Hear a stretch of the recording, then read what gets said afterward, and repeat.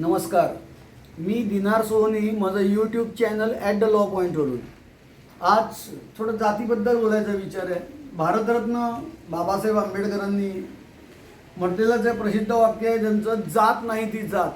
पण आज जात म्हणजे काय ते थोडंसं बघूया.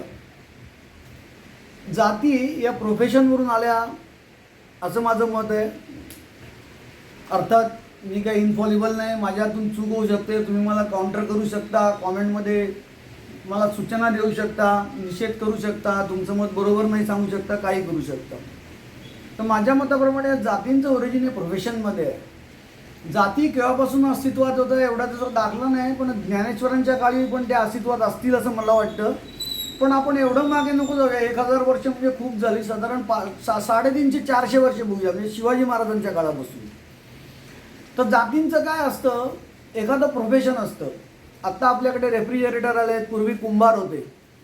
पूर्वीच्या काळी लोक मातीच्या घड्यातून पाणी साठवायची, मातीच्या घड्यात दही ताक करायची, मातीच्या घड्यात स्वयंपाकसुद्धा करायची.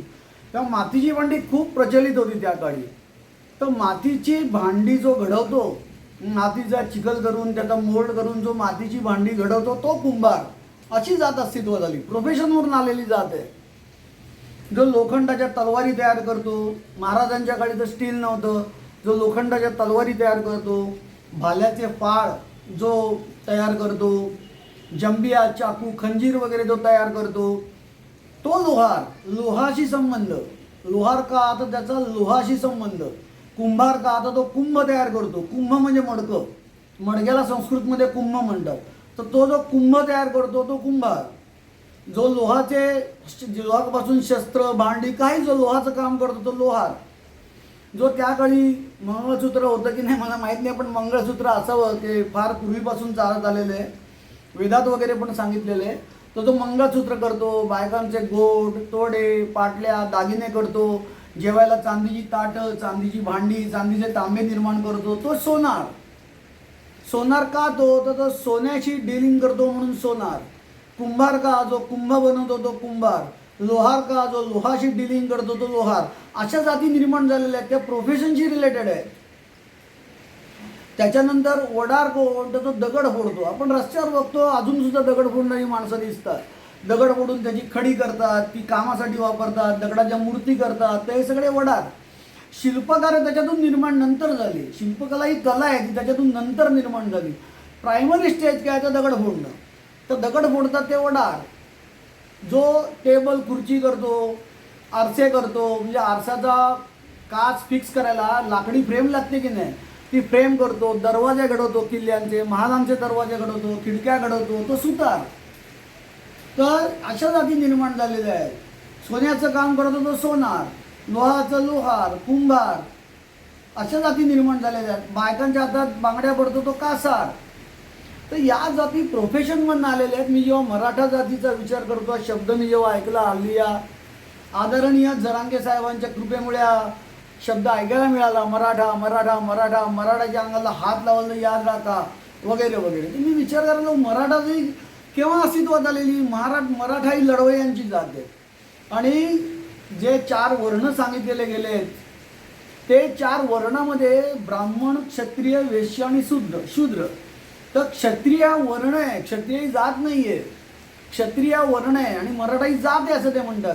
तर ही जात केव्हापासून अस्तित्वात आली, तर महाराजांच्या काळी जर का आपण बघितलं तर जवळजवळ 18 पगड जाती एकत्र करून शिवाजी महाराजांनी युद्ध मांडलं होतं.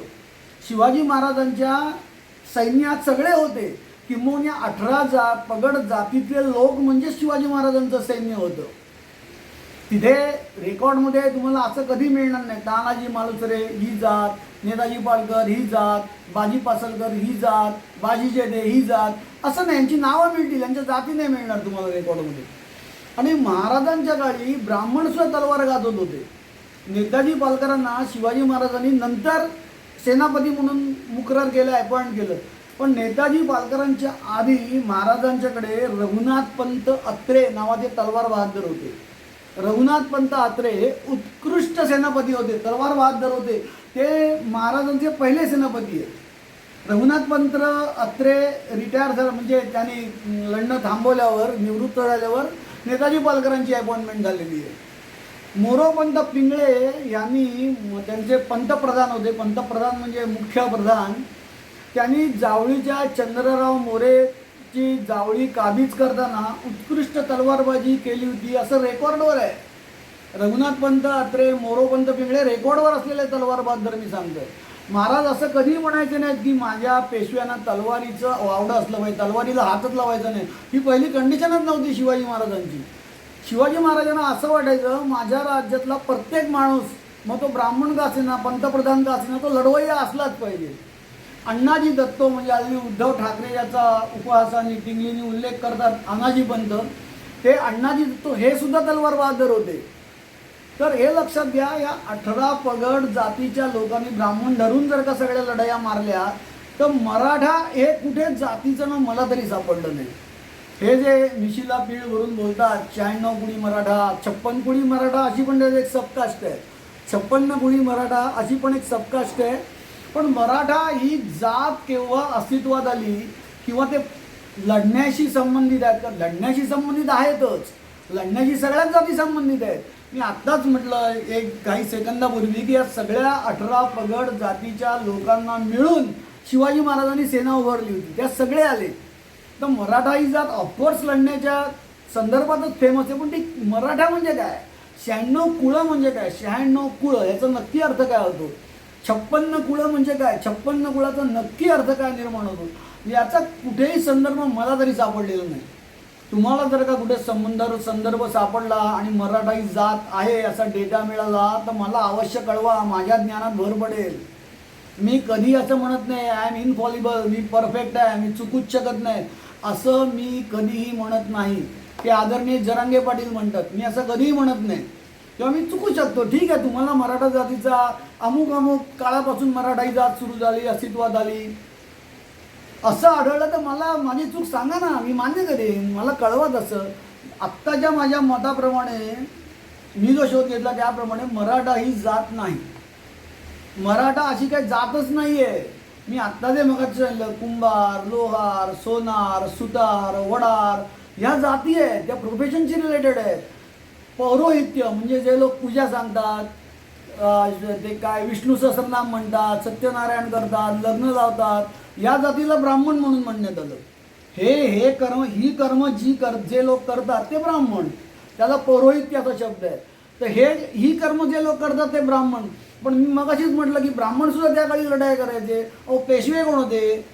थोरले बाजीराव 44 लढाया लढले आणि एकही लढाई हरले नाहीत. ऐका, 44 लढाया लढले आणि एकही लढाई हरले नाहीत. ते कोण होते? राघोबा म्हणजे रघुनाथ पेशवे हे कोण होते? माधवराव कोण होते? तर हे सगळे ब्राह्मण सुद्धा त्या काळात लढाया करायचे. किंवा एक्झॅक्टली मराठा म्हणतात की आम्ही अस्तित्वात आलो, ही आमची जात, ती केव्हा आली आहे मलाही माहीत नाही. तेव्हा महाजी शिंदे होते, होळकर होते, आणि होळकर आणि महाजी यांचा मराठा वॉरियर्स असा उल्लेख आहे. पण मला जातीबद्दल म्हणायचं आहे, त्या दोघांबद्दल नाही इन पर्टिक्युलर. ते तर उत्तम लढवय्ये होते. होळकर शिंदेच्या जोरावर पेशवेशाही स्थिर झाली होती, हे मी मान्य करतो. तर मला फक्त मराठा ही जातीच, अकॉर्डिंग टू मी मराठा ही जात नाही आहे. कारण सैन्यामध्ये 18 पगड सगळे होते, ब्राह्मणांपासून महारांपर्यंत, चांबारापर्यंत. बघा चांबार जात कशी आहे, जो चामड्याचं काम करतो तो, म्हणजे जो पायातले वाहना शिवतो किंवा तलवारीची चामड्याची मॅनं तयार करतो किंवा चामड्याचं काही त्या काळी कंबरपट्टा पुरुष लावत असतील चामड्याचा तो तयार करतो. तर चामड्याचं जो काम करतो तो चांबार. आणि इथे 4 वर्ण आणि शूद्र बिद्र असं मला मुळीच म्हणायचं नाही. शूद्र हा कन्सेप्ट मी मान्य करत नाही. माझ्या मताप्रमाणे कोणीही शूद्र नाही. प्रत्येक काम करणारा मनुष्य हा श्रेष्ठच असतो.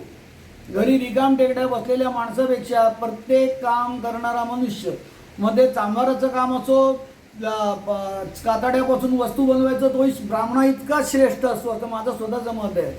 मी सावरकरवादी आहे, जात विरोधक आहे मी. तर सांगायचा मुद्दा अशा जात्या आला. आणि मला इथे मराठीचा उल्लेख करते, मराठा 96 कुळी, मराठा 56 कुळी, अजून काही असे उल्लेख आढळले नाहीत. तर मराठा ही जात नाही आहे माझ्या मताप्रमाणे. आणि या जातीपातीत आपला समाज किती विखुरला गेला आहे माझ्या लक्षात आल्यावर मी जातीसंबंधी विचार सुरू केला. तेव्हा तुम्ही खरंच मराठा ही जात आहे का याचा शोध घ्या. माझं काय चूक असेल तर मला अवश्य कळवा. विचार करा, या एका जातीवरून आत्ता जरांगे पाटील, आत्ताच मी एक क्लिप ऐकली, तर आदरणीय जरांगे पाटील असं बोलले की कोणी माझ्या मराठ्याची खोड काढील तर याद राखा त्याला हात लावला तर. म्हणजे लालबागच्या राजाच्या दर्शनाला जाताना काही इव्हेंट घडला होता, काही घटना घडली होती, त्या संदर्भात ते बोलत होते मराठ्याला हात लावायचं नाही, मायाशी गाठ आहे, असा टोन होता आणि हेच बोलले होते ते. मग मी सुट्टी देणार त्यांच्या भाषेत, मी सुट्टी देणार नाही वगैरे. म्हणून म्हटलं मराठा जातीबद्दल आपल्याला काय वाटतं ते आपण टाकावं. तुम्हाला माझं चूक वाटलं आणि मराठा जातीचे संदर्भ उल्लेख ती केव्हापासून सुरू झाली वगैरे तर अवश्य कळवा मला. धन्यवाद.